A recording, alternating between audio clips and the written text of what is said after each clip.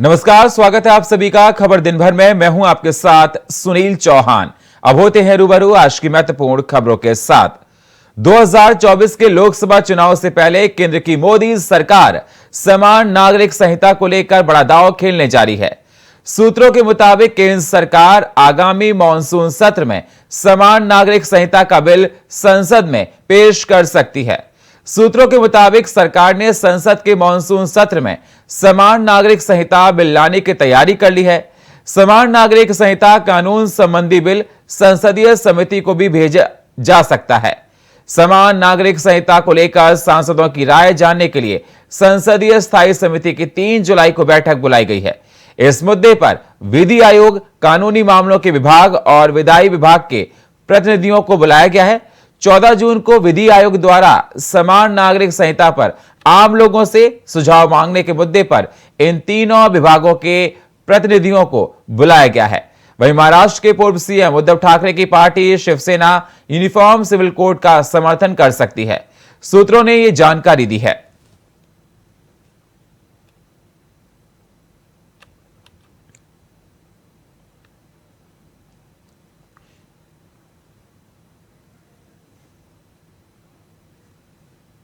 CM Dhami ने कहा कि यूसीसी को लेकर ड्राफ्ट लगभग बनकर तैयार हो गया है।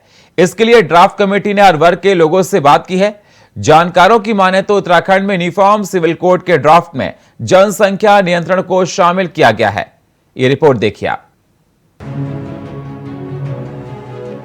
उत्तराखंड की धामी सरकार राज्य का पहला यूनिफॉर्म सिविल कोड का कानून लाने जा रही है। रिटायर्ड न्यायाधीश रंजना देसाई की अध्यक्षता वाली कमेटी इसका पूरा ड्राफ्ट बना चुकी है, जिसे जल्द ही राज्य सरकार को सौंप दिया जाएगा।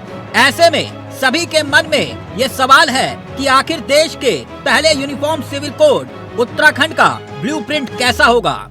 सूत्रों की माने तो यूसीसी के लिए बनी इस विशेष कमेटी ने करीब 2,31,000 सुझावों में से कुछ सुझावों पर अंतिम मोहर लगाई है। मुख्यमंत्री पुष्कर सिंह धामी ने कहा है कि उत्तराखंड सरकार का ये संकल्प है कि राज्य में यूनिफॉर्म सिविल कोड को लागू किया जाए। यही वजह है कि सरकार के गठन के बाद ही यूसीसी का मसौदा तैयार करने के लिए कमेटी गठित की गई। हालांकि पिछले 1 साल के भीतर कमेटी ने यूसीसी के लिए लगभग मसौदा तैयार कर दिया है। अंदर हम ड्राफ्ट हमको मिलेगा और उसके बाद हम आगे कार्रवाई करेंगे। सरकार काफी सहयोग और मदद। वहीं इस मुद्दे पर सियासत भी हो रही है। बीजेपी की माने तो धामी सरकार अपना संकल्प पूरा कर रही है और राज्य के लिए ये कानून सही होगा।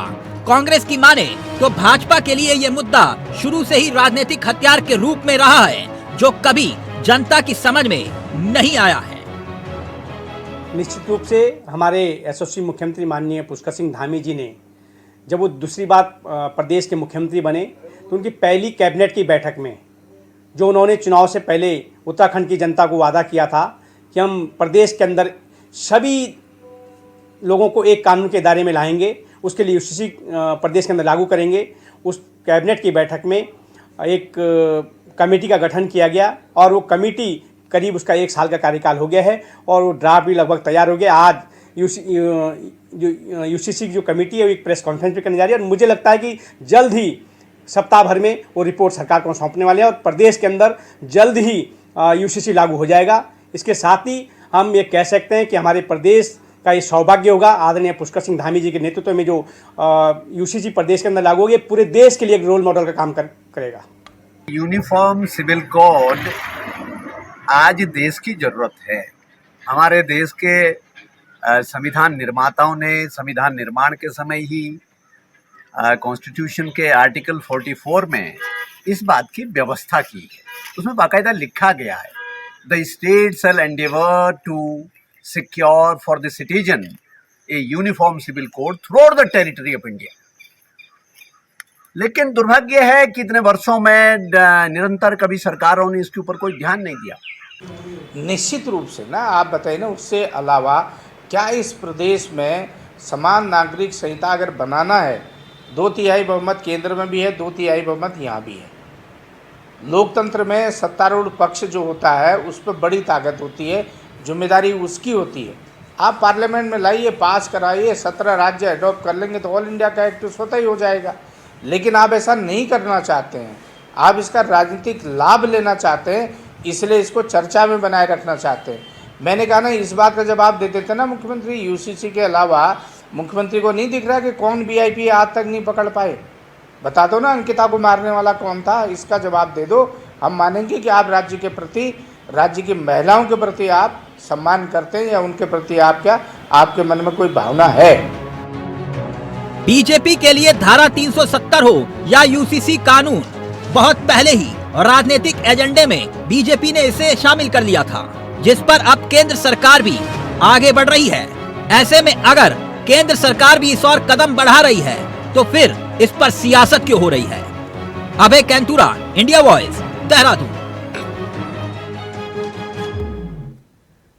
कांग्रेस नेता राहुल गांधी ने अपने मणिपुर के दौरे के दूसरे दिन 2 राहत शिविरों का दौरा किया है। शुक्रवार को सबसे पहले राहुल गांधी मोइरांग के कौनजेगम बाग राहत शिविर में पहुंचे और वहां रह रहे परिवारों से मुलाकात की। इसके बाद उन्होंने मोइरांग कॉलेज में स्थित राहत कैंपों का मुआयना किया और यहां रह रहे लोगों का हाल भी जाना। संघर्ष के बाद से राज्यभर में अब तक करीब 50,000 लोग 300 से ज्यादा राहत शिविरों में रह रहे हैं। इसके बाद राहुल ने राज्यपाल अनुसुईया उइके से भी मुलाकात की। राहुल के राहत शिविरों में पहुंचने की तस्वीरें ट्वीट करते हुए कांग्रेस ने लिखा, प्यार, भाईचारा और शांति का संदेश लेकर राहुल गांधी जी मणिपुर पहुंचे हैं।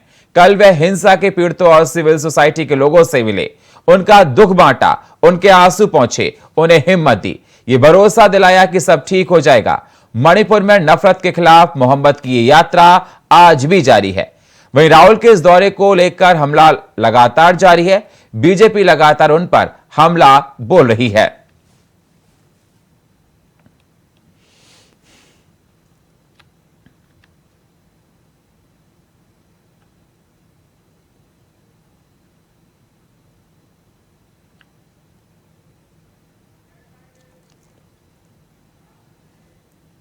उत्तर प्रदेश के मुख्यमंत्री योगी आदित्यनाथ शुक्रवार सुबह प्रयागराज पहुंचे, जहां उन्होंने माफिया अतीक अहमद के कब्जे से वापस ली गई जमीन पर बने फ्लैटों की चाबी गरीबों को सौंपी।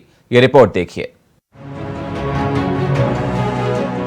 जिस जमीन पर कभी अतीक के खौफ की बुनियाद पर इमारतें खड़ी होती थी, आज उसी जमीन पर सीएम योगी के राज में माफियाओं के अवैध संपत्तियों पर गरीबों के सपनों के आशियाने खड़े हो रहे हैं। माफिया अतीक अहमद की अवैध कब्जों से मुक्त कराई गई जमीनों पर योगी सरकार ने भगवा रंग में रंगे गरीबों के आशियाने तैयार किए और उन घरों की चाबी गरीबों को सौंप दी। यानी ना माफिया राज, ना गुंडा राज, अब माफियाओं की जमीन पर ही गरीबों का मकान। कि कुख्यात माफियाओं के कब्जे से मुक्त कराई गई भूमि पर प्रधानमंत्री आवास योजना के अंतर्गत 76 परिवारों को आज उनका आवास सौंपने का, चाबी वितरण करने का एक पवित्र कार्यक्रम आज यहां संपन्न हो रहा है। इसके लिए प्रयागराज की धरती को कोटि कोटि नमन करते हुए मैं उन सभी 76 परिवारों के साथ साथ अब तक प्रदेश के अंदर आदरणीय प्रधानमंत्री मोदी जी के मार्गदर्शन और प्रेरणा से और उनके अनुकंपा से जिन 54 लाख गरीबों को एक आवास प्राप्त हुआ है, उन सबका भी हृदय से अभिनंदन करता हूं, बधाई देता हूं।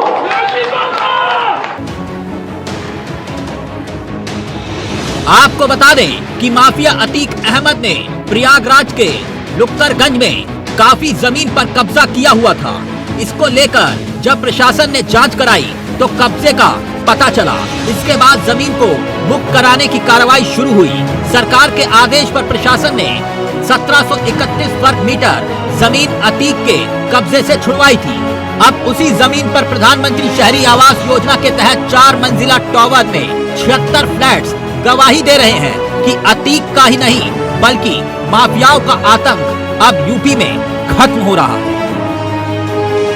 लेकिन इसके पीछे एक पवित्र भाव है। याद करिए, ये वही प्रदेश है जहां 2017 के पहले गरीबों की भूमि पर, व्यापारियों की भूमि पर, सरकारी भूमि पर कोई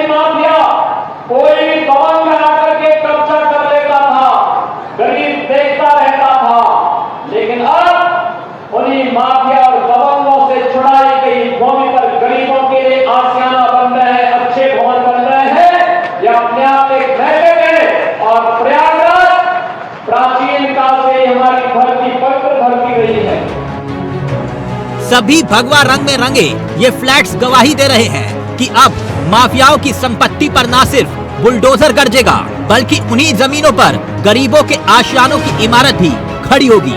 यकीनन योगी का ये मॉडल लाजवाब है और राजनीति से हटकर गरीबों को दिए गए आवास देश की सियासत के लिए भी एक नजीर है और यूपी में माफियाओं के लिए भी एक संदेश छिपा है कि सुधर जाओ, वरना न सिर्फ मिट्टी में मिला दिए जाएंगे, बल्कि उसी मिट्टी से उन्हीं के अवैध कब्जों की जमीन पर योगी इमारतें खड़ी कर देंगे और उन्हीं इमारतों में गरीबों को बसा देंगे।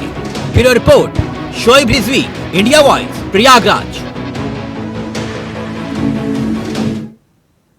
ग्रुप 5 की चयन मंडल की तरफ से आयोजित की गई परीक्षा में कुछ अभ्यर्थी सेंटर तक नहीं पहुंच पाए थे, जिसको लेकर व्यापम कार्यालय कुछ लड़कियां और महिलाएं पहुंची और अधिकारियों से परीक्षा में शामिल होने के लिए आग्रह किया। परीक्षा में शामिल नहीं हो पाए अभ्यर्थियों का कहना था कि जबलपुर में जो सेंटर दिया गया था उस सेंटर पर वक्त पर इसलिए नहीं पहुंच पाए थे क्योंकि भारी बारिश हो रही थी, जिस कारण से पुल क्षतिग्रस्त हो गया था।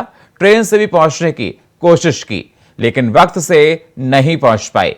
उन्होंने सीएम से अपील की है कि उन्हें फिर से परीक्षा में शामिल होने का मौका दिया जाए ताकि उनका भविष्य खराब ना हो।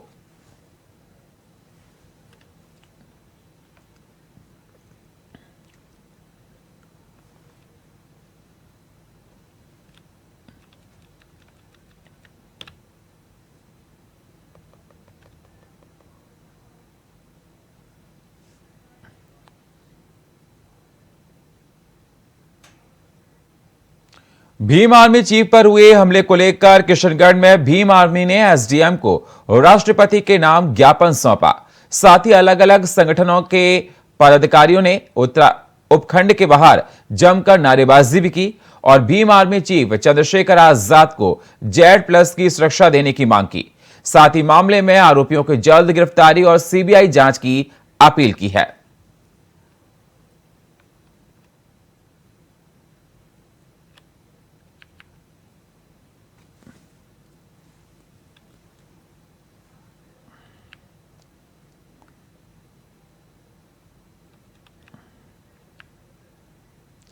तो आपको बता दें, राष्ट्रपति से Z+ सुरक्षा की मांग की है चंद्रशेखर आजाद को देने के लिए और भीम आर्मी ने एसडीएम ऑफिस के बाहर ज्ञापन सौंपा और जिस देखिए तस्वीरों में आप देख सकते हैं किस प्रकार से नारेबाजी की और उनका कहना है कि Z+ सिक्योरिटी दी जाए, उस पूरे मामले की सीबीआई जांच कराई जाए।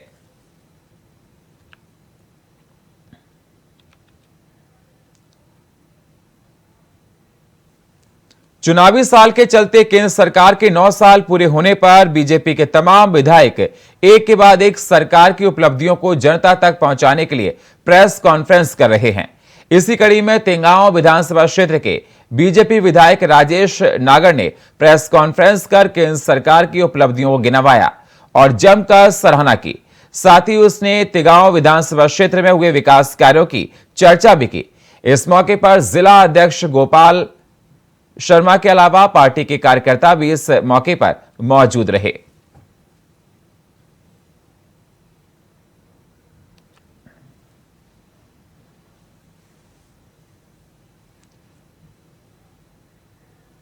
वक्त एक छोटे से ब्रेक का, मिलते हैं एक छोटे से ब्रेक के बाद।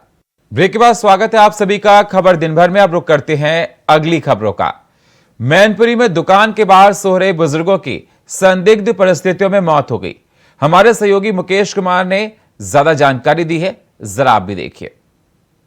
पुरी के बिस्वा थाना क्षेत्र लाहौरीपुर में 70 वर्षीय बुजुर्ग की ईंट मारकर हत्या कर दी गई है। इसके बाद पूरे गांव में घटना को लेकर जहां सनसनी फैली, मौके पर पहुंची पुलिस ने शव को कब्जे में लेकर पोस्टमार्टम के लिए भेज दिया है। घटनास्थल का औचक निरीक्षण करने पहुंचे पुलिस अधीक्षक विनोद कुमार सिंह और अपर पुलिस अधीक्षक दोनों ही अधिकारियों ने घटनास्थल का निरीक्षण किया है और परिवार के लोगों से पूरी घटना की जानकारी जुटाई है। परिवार के लोगों ने बताया प्रतिदिन की तरह खाना खाने के बाद अपनी दुकान पर ही सोने की बात कहकर घर से निकले थे। सुबह जब समय से नहीं उठे तो परिवार के लोग दुकान पर जाकर देखा तो उनके सिर पर ईंट से प्रहार करते हुए उनकी हत्या कर दी गई है। पर फिलहाल मौके पर पहुंची पुलिस पूरे मामले की जांच पड़ताल में जुट गई है। तो वहीं 75 वर्षीय सुगर सिंह की मौत के बाद परिवार के लोगों ने बताया कि उनकी किसी से कोई रंजिश भी नहीं थी, ना कोई किसी से विवाद हुआ था। फिलहाल मौत की गुत्थी सुलझाने में पुलिस पूर्ण रूप से सभी तथ्यों की जांच करती हुई नजर आ रही है। मैनपुरी से इंडिया वॉइस के लिए मुकेश कुमार। रायबरेली में शादी समारोह में आखिर किस बात पर सन्नाटा छा गया, हमारे सहयोगी राजू तिवारी की आप ये रिपोर्ट देखिए। घोड़ी पर सवार होकर दूल्हा अपनी बारात गया हुआ था। आपको बता दें, दुल्हन को लेने गाजे बाजे के साथ पूरी बारात गई हुई थी और डीजे के धुन पर बारातियों के द्वारा डांस किया गया था। लेकिन ये खुशी कुछ ही देर बाद गम में बदल गई। दरअसल जयमाल का समय होते ही जब पता चला घर वालों को कि दुल्हन अपने प्रेमी के संग फरार हो गई, तब परिवारजनों में खलबली मच गई। वहीं कुछ ही समय बाद जब पूरे घटनाक्रम की जानकारी बारातियों को हुई तो बारातियों में हड़कंप का माहौल मच गया। दरअसल पूरा मामला रायबरेली जिले के गदागंज थाने क्षेत्र का है, जहां एक अनोखी बारात गई हुई थी। घोड़ी पर सवार होकर दूल्हा अपनी दुल्हन को लेने गया था। पूरा हंसी खुशी का माहौल था और बारातियों के द्वारा जमकर बारात में डीजे के धुन पर डांस किया गया था।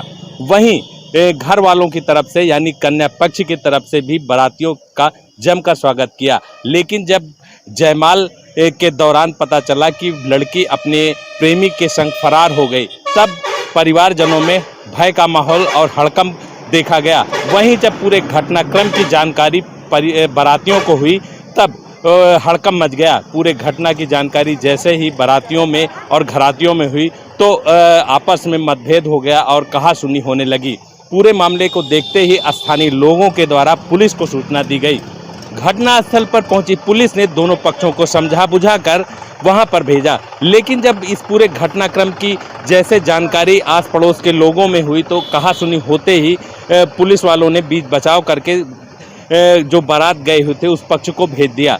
लेकिन दूल्हे को पूरी बात नागवारा लगी और वो लोक लाज के भय से जहर खा लिया, जिसके बाद उसको डलमऊ सीएचसी से जिला अस्पताल भेजा गया। लेकिन हालत गंभीर होने पर जिला अस्पताल के डॉक्टरों के द्वारा उसे ट्रामा सेंटर भेज दिया गया, जहां वो अभी मौत और जिंदगी की जंग लड़ रहा है। तो इस तरह से देखा गया कि ऐसी अनोखी बारात देखी गई जहां दूल्हे और जो बाराती थे उनका हंसी खुशी का माहौल वो गम में बदल गया और दूल्हे को ये पूरी बात नागवारा लगी, जिसके बाद वो लोक लाज के भय से जहर खा लिया और अभी भी वो जिंदगी और मौत के बीच जंग लड़ रहा है।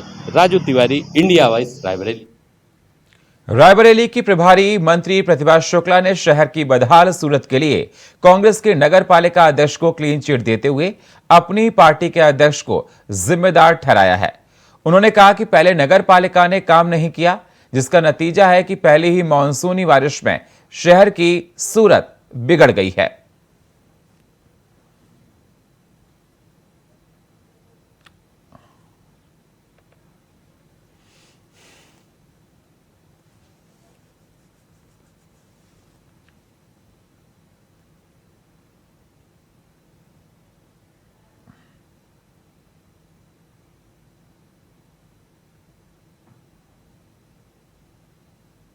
जयपुर में बीजेपी के पूर्व विधायक ज्ञानदेव आहूजा ने पीसीसी चीफ गोविंद सिंह डोटासरा पर गंभीर आरोप लगाए हैं।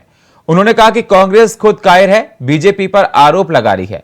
गोविंद सिंह डोटासरा कह रहे प्रधानमंत्री नरेंद्र मोदी राहुल गांधी का मुकाबला नहीं कर सकते। राहुल गांधी की भारत जोड़ो यात्रा को लेकर पीसीसी चीफ गोविंद सिंह डोटासरा बोल रहे, लेकिन कांग्रेस को यह नहीं पता कि आप प्रधानमंत्री नरेंद्र मोदी कितने किलोमीटर यात्रा कर चुके। राहुल गांधी तो सोने का चम्मच लेकर पैदा हुए, प्रधानमंत्री नरेंद्र मोदी तो चाय बेचकर आज इस पद पर पहुंचे हैं।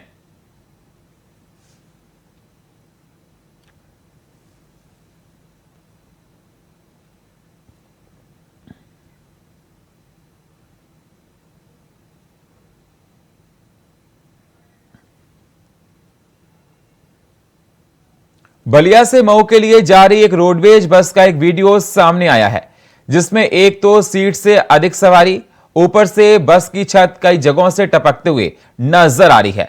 आप ऐसे में अगर देखा जाए तो यूपी सरकार के परिवहन मंत्री दयाशंकर सिंह, जो बलिया विधानसभा से ही विधायक हैं और यूपी सरकार में परिवहन मंत्री भी हैं, उनके क्षेत्र में ऐसे नजारे देखने को मिल रहे हैं। जो यात्री सफर कर रहे हैं उनका यह कहना है कि हम लोग बलिया से मऊ जा रहे हैं। जो बस में सीट से अधिक सवारी भी हैं, जो लोग खड़े होकर के सफर कर रहे हैं, और दूसरा ये बस की छत है जो बरसात से टपक रही है और ये बस चलने लायक स्थिति में नहीं है। फिर भी परिवहन विभाग ऐसी बसों को चला रहा है।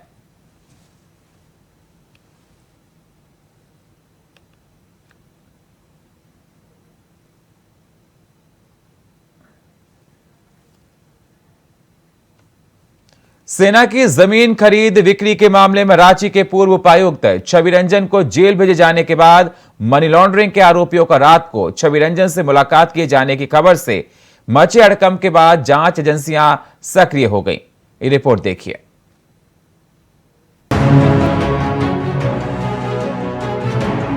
सेना की जमीन खरीद बिक्री के मामले में रांची के पूर्व उपायुक्त छवि रंजन को जेल भेजे जाने के बाद मनी लॉन्ड्रिंग के आरोपियों का रात को छवि रंजन से मुलाकात किए जाने की खबर से मचे हड़कंप के बाद जांच एजेंसियां सक्रिय हो गई थीं। मगर सवाल यही था कि आखिरकार वो कौन थे जिनकी शय पर ये मुलाकातें हो रही थी। जेल का सीसीटीवी फुटेज नहीं देने, जेल में पार्टी करना, मनी लॉन्ड्रिंग के आरोपी प्रेम प्रकाश की छवि रंजन से मुलाकात के मुद्दे पर जांच का आंच पर रांची जेल अधीक्षक और जेलर तक पहुंच गई है, जो ईडी की रडार पर है। पूछताछ के लिए जेल अधीक्षक और जेलर को इस केस में तलब किया गया था। अब इस मुद्दे पर सियासत भी हो रही है। पहले से ही विपक्ष में बैठी बीजेपी सेना की जमीन खरीद बिक्री के मामले में छवि रंजन के बहाने हेमंत सरकार पर तंज कसती आई है और हेमंत की सरकार ईडी के बहाने सरकार को बदनाम करने की साजिश का आरोप लगाती आई है। वैसे ही पीएम मोदी का बयान इन दिनों ईडी की कार्रवाई को लेकर उनका पुराना बयान भी वायरल हो रहा है। मोदी की भी एक गारंटी है,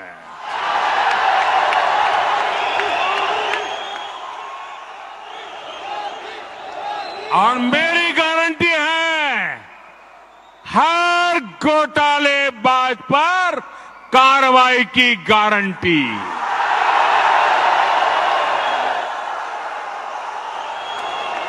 हर चोर लुटेरे पर कार्रवाई की गारंटी।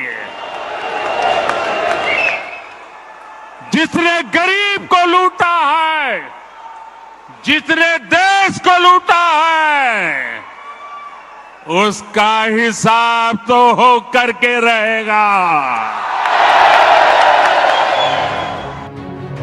दरअसल आरोप है कि 4 मई की देर रात रांची के पूर्व डीसी छवि रंजन ने अवैध खनन और मनी लॉन्ड्रिंग केस में बंद बिचौलिए प्रेम प्रकाश से अपने वीआईपी बैरक में मुलाकात की थी। रात को दोनों की मुलाकात करीब 40 मिनट तक चली। छवि रंजन ने ईडी को बताया था कि प्रेम प्रकाश खुद मिलने आया था। बाकायदा इसकी सूचना की पुष्टि के लिए ईडी ने पीएमएलए कोर्ट में आवेदन देकर जेल में छापा मारने की अनुमति मांगी। इस दौरान ईडी ने कोर्ट को बताया कि सीसीटीवी फुटेज देने में जेल प्रशासन आनाकानी कर रहा है। आवेदन पर विचार करने के बाद कोर्ट में सीसीटीवी फुटेज हासिल करने के लिए ईडी को जेल के अंदर जाने की अनुमति दे दी है। इसके बाद ईडी ने जेल में छापेमारी की और छवि रंजन के कमरे का सीसीटीवी फुटेज जब्त कर लिया। फुटेज की जांच में प्रेम प्रकाश और छवि रंजन की मुलाकात का किस्सा जग जाहिर हो गया।